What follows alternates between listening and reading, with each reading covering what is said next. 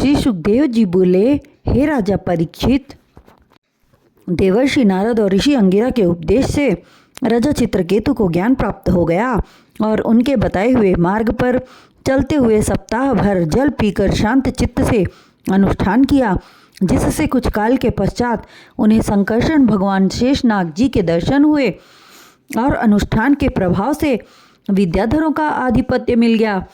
तब विद्याधर चित्रकेतु शेष जी से वर प्राप्त कर दिव्य विमान पर बैठकर स्वच्छंद विचरण करने लगा। विद्याधरों की पत्नियां चित्रकेतु की आज्ञा से उसका गुणगान करती थी। उस समय उसका विमान कैलाश पर्वत से होकर गुजर रहा था।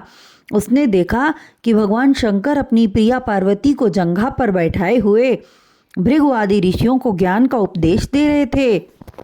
यह देखकर चित्रकेतु को हंसी आ गई। हंसते हुए वह कहने लगा, इन तपस्वी ब्रह्म ज्ञानी तथा सिद्ध पुरुषों के सन्मुख विषयी मनुष्य के समान निर्लज्ज होकर भरी सभा में स्त्री को जंघा पर बैठाए है। संसारी मनुष्य भी एकांत में स्त्री आलिंगन एवं सहवास करते हैं। जब महान आत्माओं की यह गति है तो संसारी मनुष्यों की बात ही अलग है। ऋषि मुनियों की सभा में यह लज्जाजनक अशोभनीय कार्य है।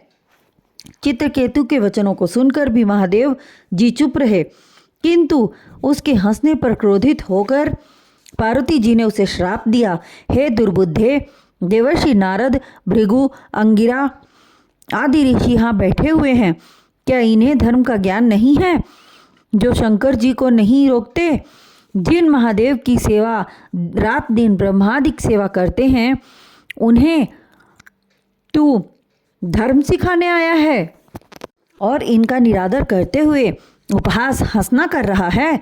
अतः मैं तुम्हें श्राप देती हूँ कि तुम दैत्य योनि में जन्म लेकर कुछ काल तक हंसने का दंड भोगो। यह सुनकर चित्रकेतु रथ रोककर नीचे उतर आया और प्रणाम करके विनय पूर्वक बोला, हे माता, मुझे आपका श्राप स्वीकार है।